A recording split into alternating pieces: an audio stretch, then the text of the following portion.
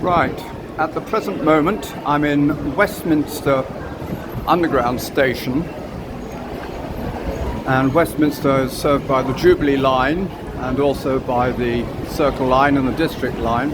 And I'm coming out into the sunshine, and as I do this, directly ahead of me are the Houses of Parliament, otherwise known as the old Palace of Westminster. And you can see the building here, and more importantly you can see the clock tower which holds the famous bell known as Big Ben. So I've come out, and what I'm now doing, having turned to the left, I am making my way out as if to cross over. Can you hear that? The time is now 1:45, and it's July 2025. Right, so I'm making my way out as if to cross over Westminster Bridge. But I don't propose to do that. What I want to do is a video on Old Whitehall Palace. And to do that I have to turn around to the left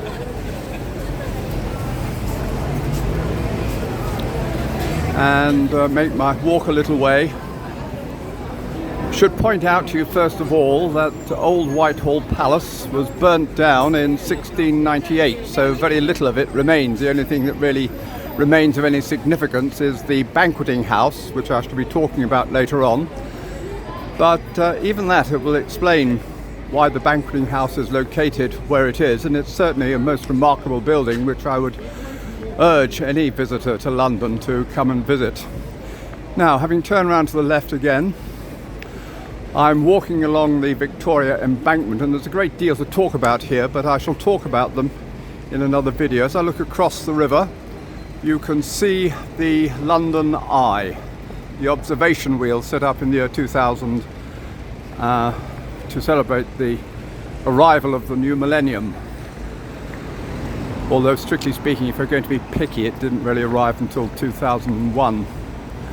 You can't see it, but on the right hand side you have the River Thames. The whole idea of building an embankment was to prevent the flooding from the River Thames, and also to contain the sewage system and the District and Circle railways which lie underneath. So one of the great achievements of Victorian civil engineering, and what we'll do is just make our way towards the site of the old, there we go, the old Whitehall Palace. Now we've just come away from what used to be the Palace of Westminster. That's really the official title of the Houses of Parliament. And the Palace of Westminster was used as a royal residence from the year 1049 for Edward the Confessor, and it remained a royal residence really for the best part of 500 years.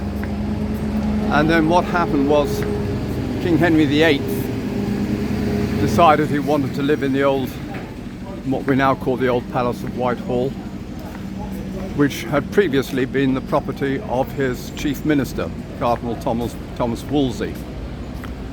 So, there you go back into history and start talking about the origins of the palace. We have to go all the way back to the year 1223, when a house was built here by a man called Hubert de Burgh, who was the Earl of Kent. He was also, more importantly, the Justiciar to King John, the same man who signed the Magna Carta in 1215, and also to his son, Henry III. And in fact, Henry III was, I think, only about 9 years old when he came to the throne, so it was Hubert de Burgh,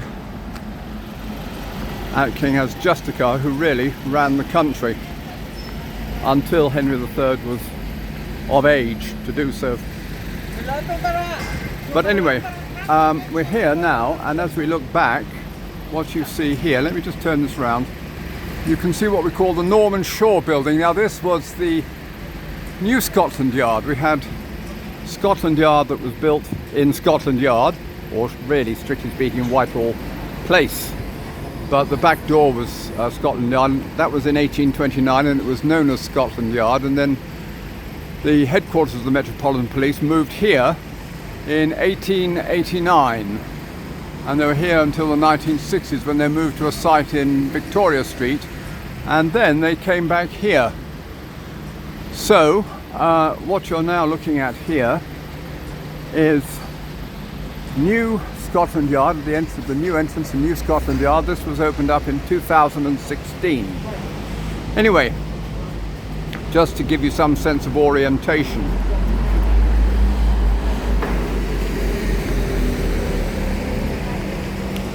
So I was talking about Hubert de Burgh,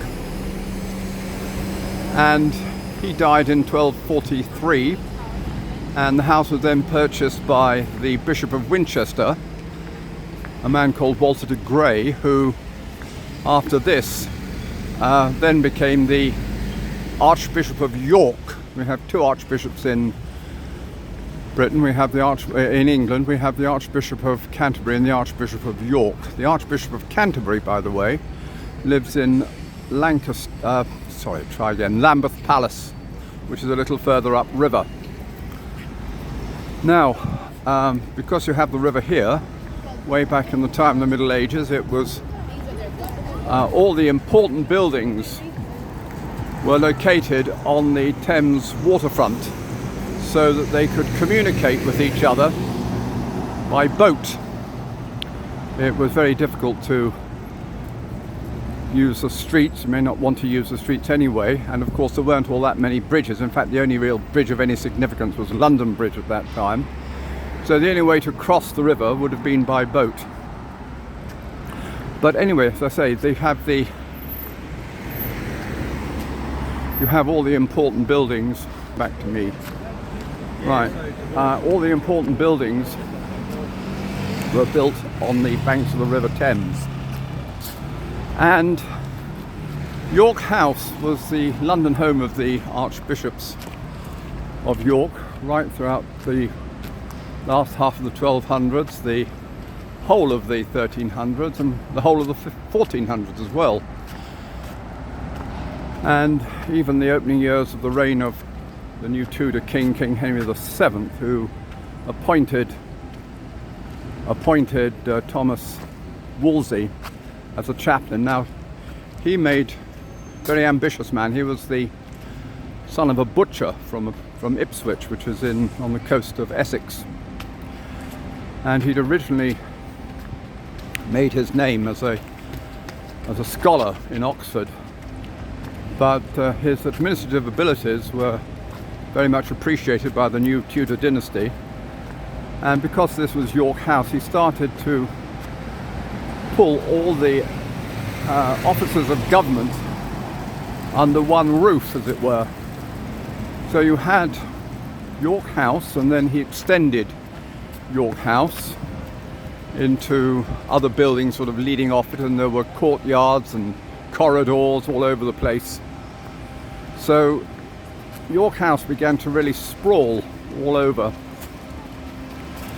the north bank of the Thames, at least this part of the north bank of the Thames. What we're now looking at, as I turn this round, what you will see is the Ministry of Defence building, which really stands on the site of the heart of the palace. And this was built, work started in 1939. It carried on, I think, wasn't really finished until 1959, so it was quite a while. But again, I'll talk more about these things. There's a lot to talk about Victoria Embankment, and I will do that in a separate video. But really what I want to focus on is the old Whitehall Palace. Now, as I said, Cardinal Wolsey was the chief minister to Henry VIII. Henry VIII came to the throne in 1509. Henry VIII was a young man at that time. He was a playboy. He wasn't really interested in governing the country rather than just having a good time.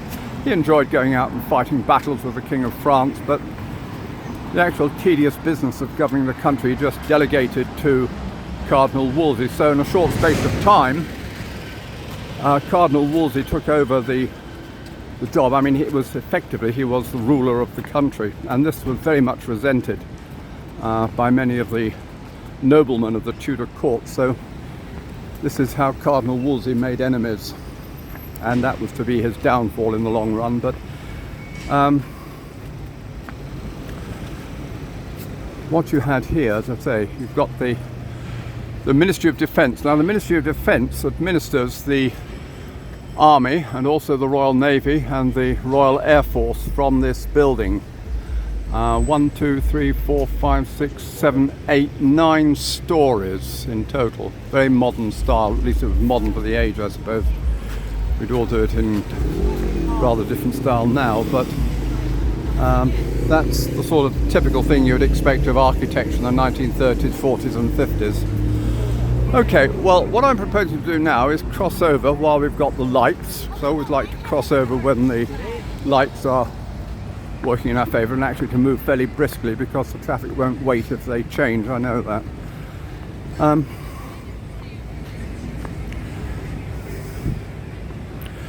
Okay, so down here, the one disadvantage I've now put myself in is just across the way you have the flight of stairs that led from the palace all the way down to the River Thames, so that at high tide the waters would come right up to this building, or the site of this building at any rate. At low tide then, of course, that was a different matter. The tide would reach out, the river would be, you'd have to sort of walk down. But this was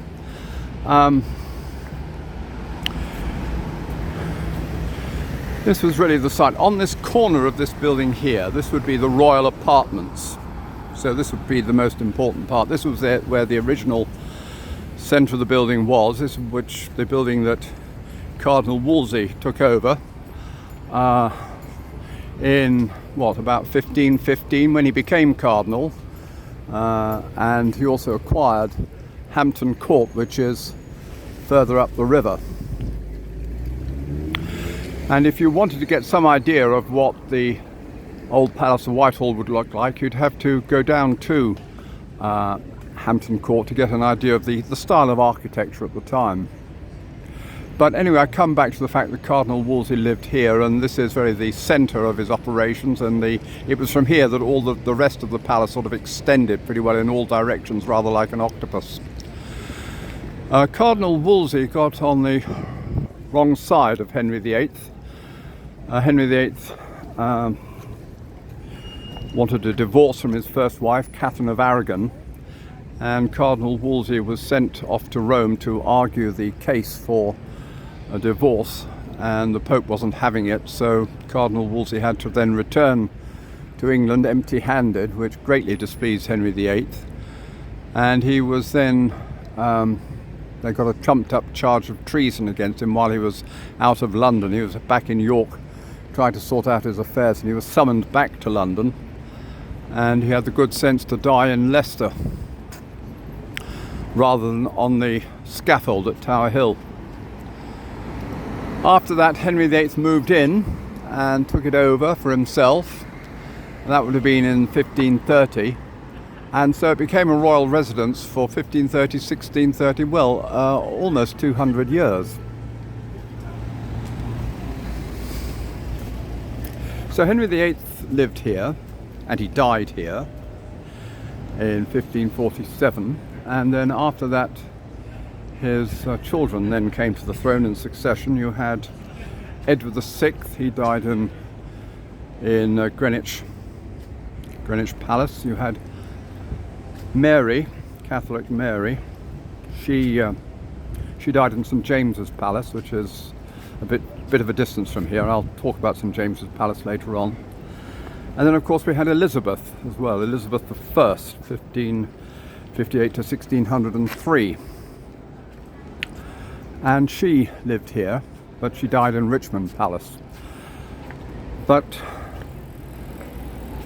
Elizabeth I was unmarried, and she used to like to have these diplomatic flirtations with various people purely on a political basis. I don't think she was really seriously interested in the idea of marriage. It would have compromised the situation. But one of these flirtations was with the Duke of Anjou, the younger son of the French king at the time, whose name at the present moment escapes me. It'll come back to me sometime. Not important. But anyway, she used to entertain the Duke of Anjou at Whitehall Palace, and for that reason she had constructed a banqueting house made out of timber, made out of wood. That was the first one, and that was built in 1570. And it served its purpose well. It became the centre of court life. And it was in that building, I mean, King James I came to the throne in 1603. And by that time, as I say, the banqueting house was an important place where the court used to live. And they also put on performances of various plays and masques written by Inigo Jones. A masque was an early form of opera or ballet. It was a singing and dancing entertainment. But you also had here the first performances of Othello. That was in 1604. King Lear a little bit later on. And the following year, 1605, they produced Measure for Measure. And they had their first performances in the first banqueting house. Eventually they found the banqueting house was too small, so they pulled it down and they enlarged it and built another one out of brick. And it was in that building that they first produced Shakespeare's Tempest. That was in 1613. I'll check that date, but that was certainly in that period. And so that was in the second banqueting house. What you're now looking at is the rear view. Oh, you're not looking at it. What you're now looking at is the rear view of the third banqueting house, designed by Inigo Jones. Work started in 1619 and completed in 1622, and we'll go and take a closer look at that. Anyway, James died in Theobald's palace. That was in Essex. He was succeeded by his son Charles I, who died, in fact he was beheaded outside the banqueting house in 1649. Oliver Cromwell moved into Whitehall Palace and lived here, and then died here in 1658. And then after he died, basically the experiment in Republican government also died with him. And we brought back the monarchy in the form of King Charles II, who lived and died here in 1685. After he came back to the throne, his younger brother James took over the throne and ruled for about 3 years. Now the problem with this is that James II was Catholic at a time when that sort of thing was deeply controversial and thought to be highly politically unsuitable. And basically, long story short, he was driven from the throne and had to retreat to France, and he would have made his way down the steps, which are just over the road. Let's have a...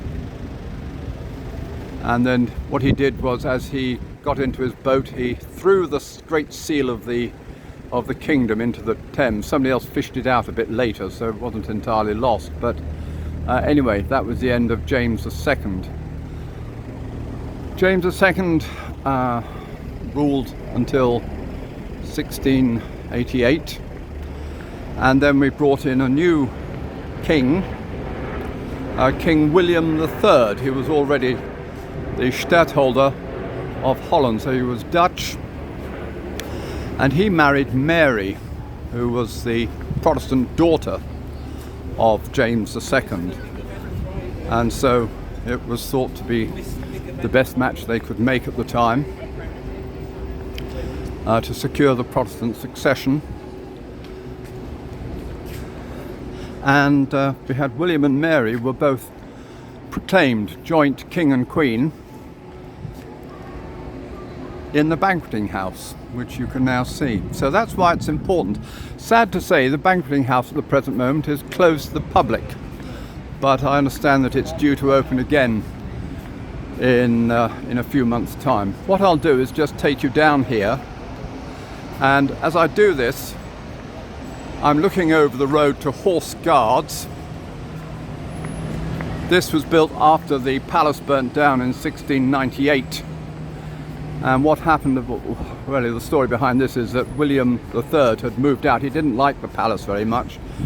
Upset, he was asthmatic and he thought that living too close to the river wasn't very good for his asthma. So he went to build Kensington Palace, which is still a royal palace and you can go and visit.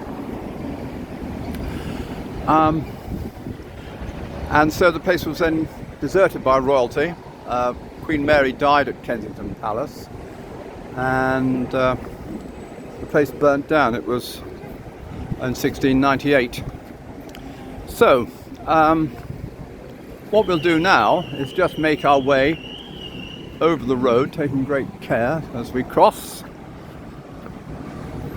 Just what I want to do is show you the front of the building. Rats. Oh, we've got the lights. Good.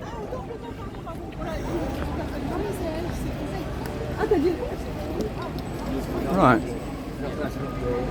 So, rather than just show me, you want the building itself here. I think we actually get a much better view of it across the street. So again, what I propose to do is wait like a good little citizen, because at the present moment we've got the red light, which I don't think is suitable. We've got a man running across the road, the sort of person the drivers call the kidney donors. We just have to wait here quietly. What you can see across the road are the Horse Guards, and I think I'll have to do the Horse Guards. There's a lot to talk about there, and it'll require a completely separate video. What I'm trying to do at the present moment is to cross over this road and get you another view of Banqueting House before I sign off, and I'll come back later on to do a video about the Horse Guards, and then for the rest of the oh rats, there's a bus in the way and I can't see whether the lights have changed. Anyway, if we were to look northward, you'd see Trafalgar Square. I've already done Trafalgar Square and the northern part of Whitehall. And if we look southward, well, you can't see a great deal at the moment, but believe me, in that direction you have Parliament Square, the Houses of Parliament, and Westminster Abbey. But anyway, we just have to wait here until we get the green light. And I'm not going to chant it, I'm not that fast. Oh, we can go, good. Well, anyway, it's nice to be back. I'm sorry I've been absent. I was not very well, actually. I had an infection in my feet a while ago, and that's really put an end to this video making. But I'm now hearty and strong, and I can continue, and I want to continue, and I want to continue with this series on the attractions of London. But before I sign off, what I want to do now, if I can do this, is to show you Banqueting House from the opposite side of the street. Now, what makes this so important is that this was it's not the first, but it's one of the very first examples of Renaissance architecture in Britain. And it was designed by a man called Inigo Jones, who was also famous for the masks.